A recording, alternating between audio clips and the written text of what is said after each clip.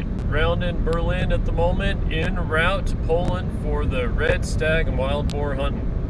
Gonna be near, I'm gonna butcher this, Pomorski. I'll try to pronounce it right before I'm done. But the trip has started, still got about 4 more hours to go. It's a little bit of a haul, but getting excited. All right, till later. So here we are, just east of Pomorski, and the sun is going down. Like, it's gonna be dark soon, and it's 3:48. So that's the reality of this place. I'm gonna take that into account. I'll have some long evenings here, but it's wide open terrain, in mature forest that I've been driving by too. I don't know if this is what it's gonna look like in the hunting area. Like I said, I still got an hour to go, but it looks promising. Some good land. We'll see. All right, so here we are. Here's the cabin they got me staying in. It is as simple as can be, but it's cozy. I got nothing against it at the moment. It's the right temperature. By that I mean it's pretty cool in here, but that's great for sleeping. Just a little hot pad, little kitchen area, little bathroom. Yeah, straightforward and simple. Couch and bed, and that's it. No TV, no nothing else. But I'm getting set up. They made me some Polish food, which I haven't had the cabbage with the rice and minced meat in it since I was in Ukraine, and that had a different seasoning. This is paprika, so that's delicious. Anyway, I'm going to get everything laid out, and hunt starts in the morning. We'll see. All right, so here's what it looks like driving through. You've got some scrubbed areas. This looks like it's been cleared before. There's a lake right on the other side of it too, some low country. And then lots of mature forest, not much undergrowth. Now this right here is all softwoods, pines and such. But there's very similar looking terrain with hardwoods. But again, old forest, nothing underneath it. Just keeping an eye out, and interspersed with all this, farmland and occasionally a cleared cut area. So far, not a lot of game.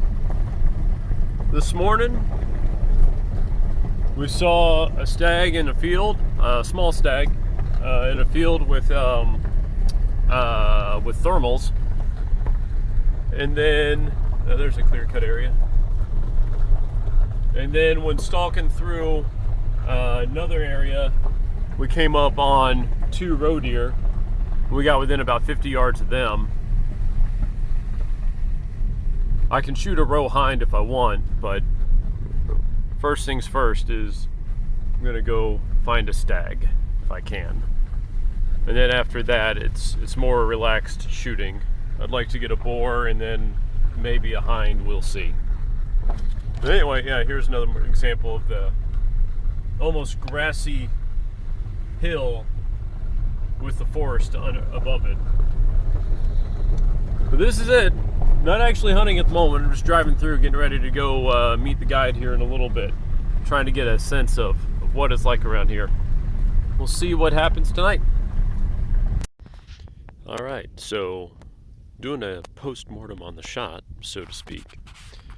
What you see is the terrain we were hunting over when we saw this stag. We'd come from down the road, down this way, and actually on this hill right over here, we saw a huge stag, and it ran up and over the hill right as we approached.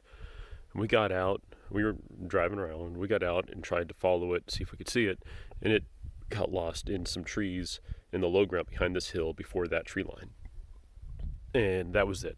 It was out of our lives forever, we thought. And then we walked over a little way to see if it might circle back around towards this hill, and then we caught the movement up here.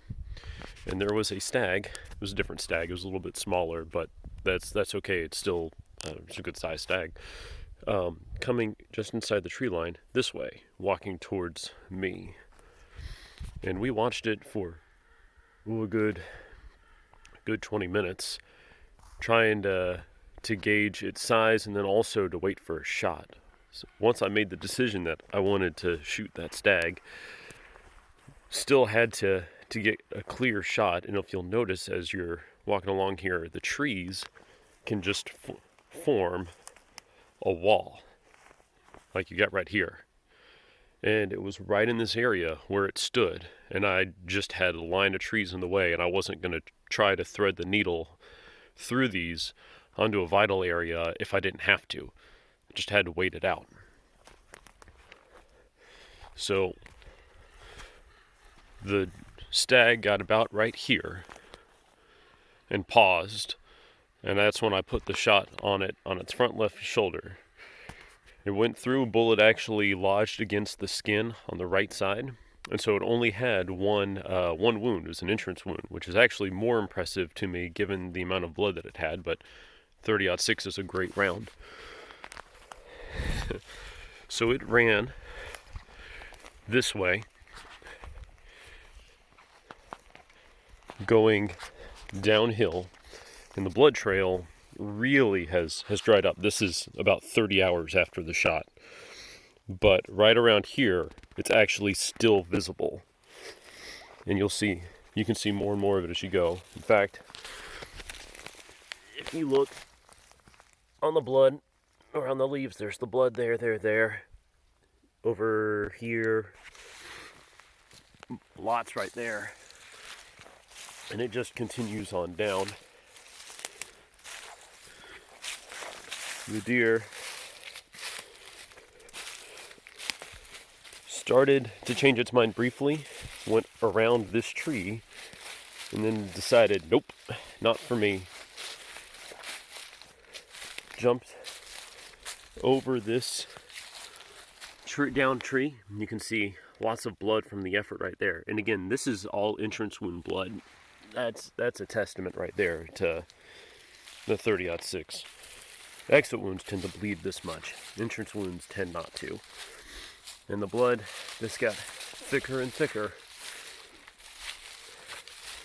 And then it dropped right there. And you can obviously tell that there's a pile of blood right there. So it made about 40 yards.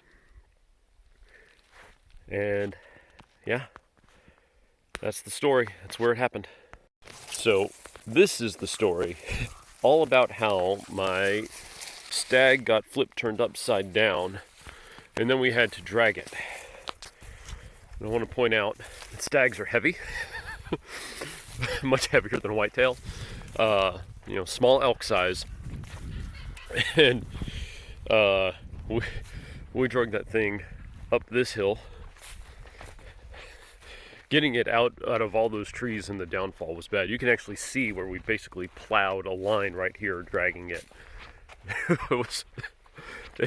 It took some effort.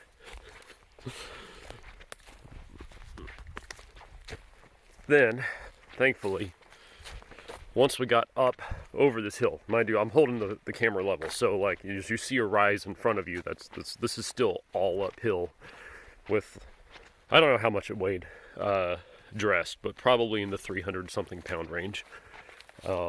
That's a modest assessment.